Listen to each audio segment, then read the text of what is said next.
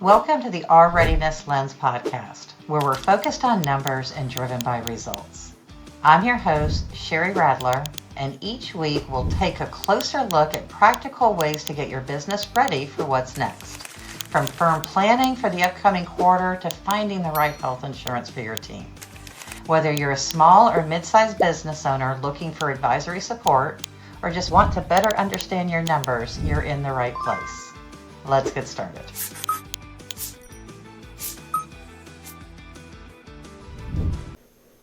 So hi, this is Sheri of Our Readiness Lens, and welcome to our podcast number 5. And this is going to be the first of our guest series where we are bringing those C-suite resources that we keep referring to into our conversations and asking them to tell us how from their framework, from their suite, their C position, how they're going to help us build a ready business. So just starting at the curb appeal, we're going to bring in Kristen Corey of Mediabooks, and she's going to help us define the front door, because how our clients find us, how they perceive us, and how we come across in the market is obviously one of our strongest positions. So Kristen, thanks for coming. Yeah, no, thank you so much for having me, Sheri. I'm excited to talk about this. Okay, Yeah. so you've been doing this for quite a while. So you've seen all aspects of businesses, the good, the bad, the ugly. Yes. Yeah. Yeah. Well, so my background is actually in accounting. That's my formal education. I did some public accounting. I didn't do tax. That's too much. I did some bookkeeping, and long story short, I had the opportunity to move abroad, and I got into marketing. And so I've sort of worked my way back, and now I own a marketing agency that serves specifically accounting firms. And so I've been able to kind of like have toes and like two, not toes, fingers in both of those pies. I'm like, where are my toes and fingers? Um, and so, 10 of yeah, each. 10 of 10 of each. each. I'm like, where's everything? There's like so many skills I'm trying to combine. But yeah, I mean, I've been able to kind of really work closely with accountants and work closely with marketers. And there's a lot of similarities between the two. But then I noticed there's also skills that each are missing. So like accountants, um, like to sometimes overthink. Maybe we want data, we want boxes and air. No, you would never. You would never. Not me. No, no, no, no, no. Yeah, you want boxes, zeros. I want to know exactly what's going to happen. I want data. I want to know I want to know ROI, right? We even Tell have a me the term. ROI. What's this going to give me? And Right. marketing doesn't do that. Marketing's No, fuzzy. no, exactly. Well, like that's the thing. Marketers are like, let's see what happens. Like, let's test out this crazy idea. And, you'll have an accountant, they'll be like, what's the ROI? And you're like, we're going to find out. And we're going to find out what the ROI. That's Yeah. it. I mean, let's just go spend hundreds of dollars on ads, and it's like, no. Yeah. Yeah, let's test it. We even have a term for it. Let's do A/B testing. Let's see which theory works.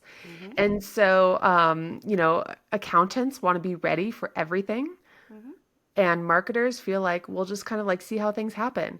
And Hmm. so I think, kind of having this readiness mindset, it doesn't matter whether you're an accountant or a marketer. There's, I think, points of it that can be improved on. Accountants, it's the being able to offboard something or not being a bottleneck because you're like, no, I need to know everything to make a decision as the business owner. But that creates bottlenecks, It right? does, because if I don't know what I don't know, Hmm. am I going to spend the next 6 months diving in and trying to learn SEO and going to LinkedIn courses? Because believe me, yes, I tried this. Um, but we all start with DIY. Yeah. But you turn around and there comes a point and it's like, I cannot go in and rewalk your journey, reinvent your education and experience even more. So you know it when you see it, or hey, I've seen this 100 of times. Yeah. So now we're talking to our business owners about not just accountants, but any business owner, the how people see you, perceive you. So as a business owner, what is important for anyone to put out publicly? How do we show up? How are we best dressed for ourselves? What do you recommend? Yeah, yeah. I think back to like my old school days where like you're starting to get like a big girl job and like you have your parents that are like you need to dress up, dress nicely, get a suit Hmm. and put your best foot forward, right?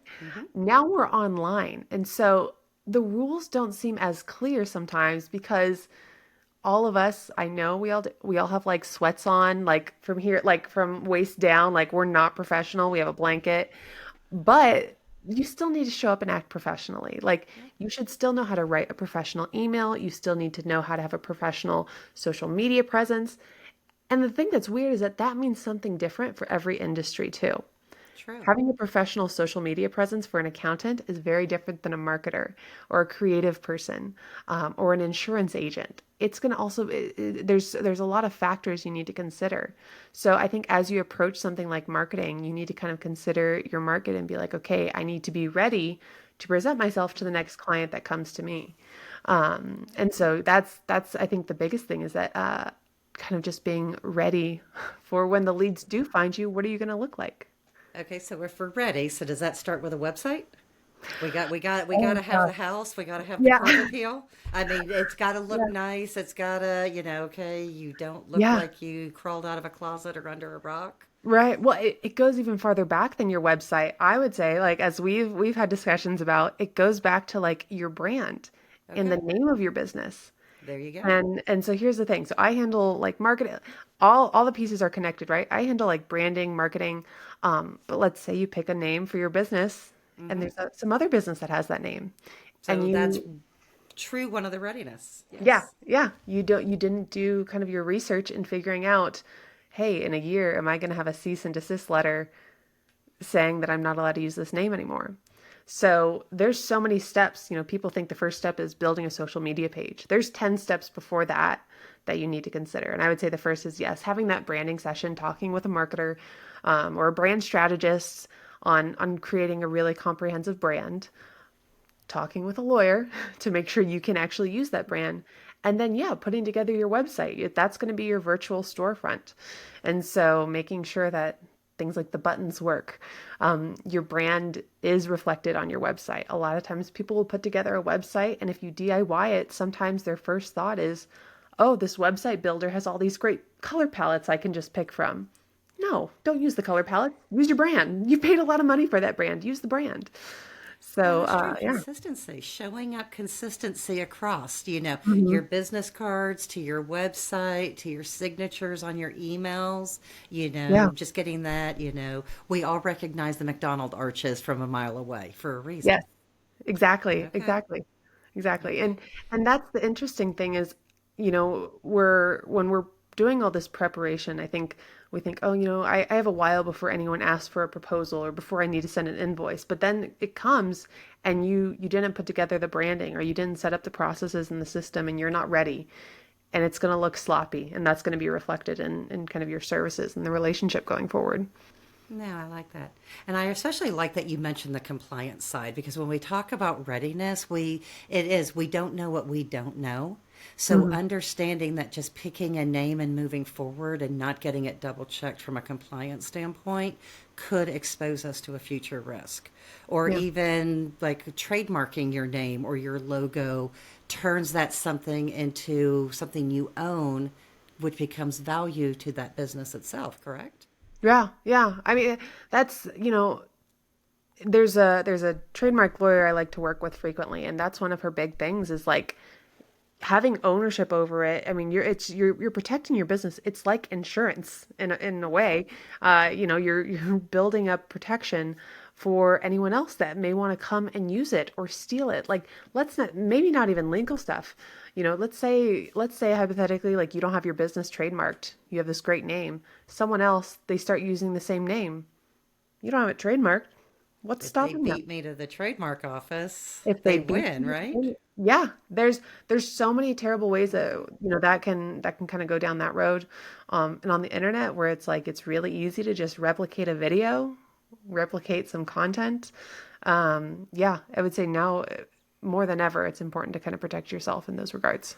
Okay, so just circling back a little bit. So we're looking at it from the readiness lens and we're helping our clients, our listeners, have a good front door. We want them to have great curb appeal. Yeah. So, yes, it's not just the curb, It's backing it up. Are we in a floodplain? Are we in a good neighborhood? So that's all that due diligence and compliance that you were talking about.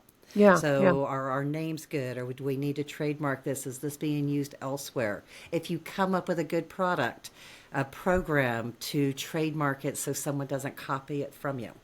yeah, Okay. yeah. The website helps legitimize you. I mean, I know that. I thought that for my first one. They knew me as an accountant, but the website proved that I was legit Yeah. somehow, Yeah, yeah, it really does. It does. Yeah. Okay. So we do all that. So we have a good brand, who we are. So we put all of that together. We come talk to you. So can we just walk in the door with, we're bringing you a blank slate and you will help craft all of this and walk people through the process? Yeah, yeah. So we specialize in accounting firms. So I know kind of that space and the audience, kind of a good way to present yourself. But depending on your business and depending on the type of clients you're going for, you're going to want to do market research first. So before you even start creating like a social media platform, you want to start thinking about who you're going to talk to. Each social media platform or place people connect online, YouTube, Reddit, Twitter, X, excuse me, they now have different communities and expectations for when you Okay. show up on that platform. So The if you're, timing, you mean? yeah, yeah, Okay. everything. So like the timing, the way you talk, LinkedIn is all about selling yourself. And you found there was a guy that you were driving to work and he flipped you off, but he was the guy that was interviewing you. And so moral of the story is we've all seen that story on LinkedIn. Like LinkedIn has it's to Yeah. promote yourself, which is fine. If you were to do that on a platform like Reddit, you would get eaten up alive if it even made it out, even if it got any attention. But that post would do terribly on Reddit because there's a different expectation for that platform versus Instagram. Instagram is very visual. So that's why it's great if your audience is artists or any like marketers, any sort of visual medium. Instagram is a great platform for that. So each platform sort of commands a different way that you show up. Okay. So And quick so, question yeah. on. Let me ask you that. The platform has it, but does that mean that each of us as an industry, one of these platforms, like, hey, as an accountant, Reddit is not the place for you, kind of thing? Wait, But I mean, it's so, like there's better yeah, places to show up. So again, there's a yeah, formula to this, it sounds like. This isn't yeah. just hazmat, throw it on the wall, see what shows up. It's like there's a framework to, well, a framework. We love frameworks, but there's a framework to this, a Yeah, structure to yeah. it. Okay. No, no, absolutely. So, we'll take my business for example. I'm in a creative, very visual field, but my audience is more white collar professional services. So, Instagram and LinkedIn, either of those platforms could be great for me because, I can kind of show off visually on Instagram, but on LinkedIn is where my audience is most likely hanging out. And so I can kind of test between those boundaries. But if I were to pick a platform like Twitter, X, sorry, I'm still doing it years later. If I were to pick a platform like X, where it's not really a visual platform, and it's not necessarily to say that accountants don't go on X, but it's not really where there's a lot congregating. If you look at the kind of the general like social media platforms, it's not like where the bulk of people gather. And so I kind of have my boundaries. And then from there, I can again drill down and start to figure out, okay, marketing strategy wise, I know Instagram, LinkedIn, what's next. And so that's kind of the market research piece. And there's lots of tools and different things online. Spark Toro is one of my favorite tools as far as doing market research. But you need to understand really what you do and then who you're doing it for and start to understand the different platforms and like how they speak to different industries and kind of where you can show up best as well. Because it also matters what you like.